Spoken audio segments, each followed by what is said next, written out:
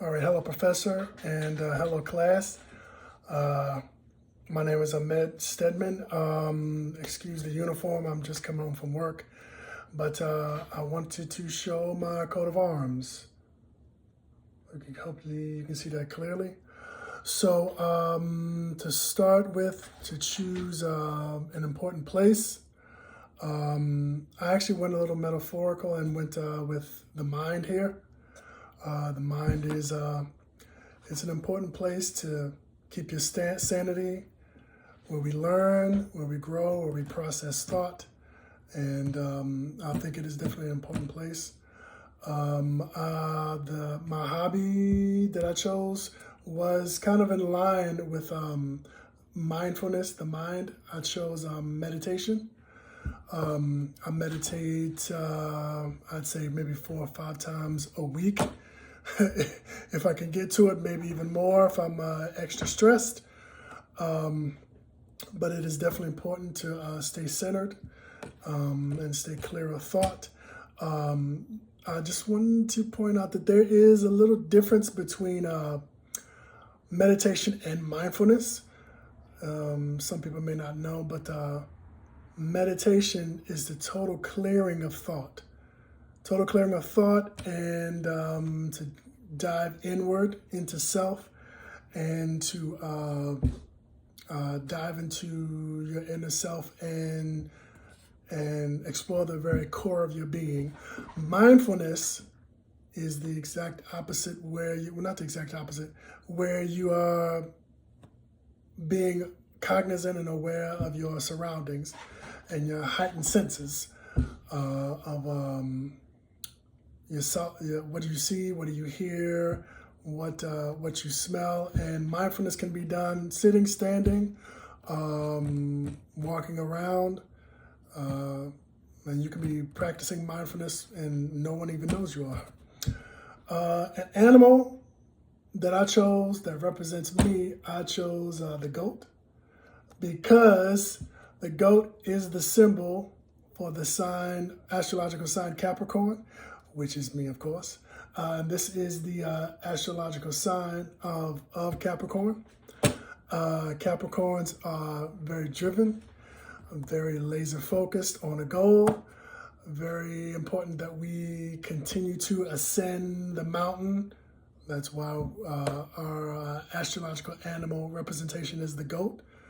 And once we attain a goal, we move on to the next goal. That's what Capricorns usually do. Another symbol that represented me, for an example of like my hobbies, it includes listening to music. I could not live without music. Played a little tennis also, and watching my Ravens play. So diehard Ravens fan there. Lamar Jackson. Well, eventually we're gonna get that Super Bowl. We didn't get it this time, but eventually I believe we're gonna do that. And this is a stethoscope here, just to show my aspiration to become either a nurse practitioner or a physician assistant. And my personal motto, I had to go with two personal mottos. One of them may be a little controversial, but the first one is by one of my favorite rappers, very talented, one of the greatest, funniest lyricists of our time, is Mystical. He's born and raised in the NO, in New Orleans. That's where my mother's from. And come to find out even recently that we're actually related. Didn't even know that. He's like a distant cousin. But anyway, his quote was, "You would if you could, but you can't, so you ain't," which basically means that you can't shake me. That's my motto for life. You can't shake me. You can't get me angry. I will stay in my equanimity. I will stay humble. People are gonna try you at times, and it's always best to not let them take you out of your zone. who you are, like as a person. So I ride by this motto: you would if you could, but you can't, so you ain't. From Mr. Kai. And then this is another one, another quote that I live by in life. This one is good, better, best. Never let it rest till your good is better and your bad is your best.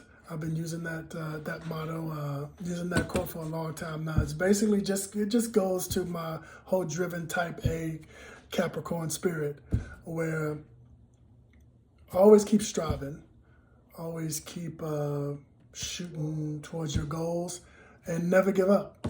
Basically, which is what my motto is. I'm 44 years old, and I made a career choice, a career change to get into the medical industry. And you're never too old, and don't ever give up on your goals, and that's what I'm not doing. So that concludes my coat of arms. Thank you for listening.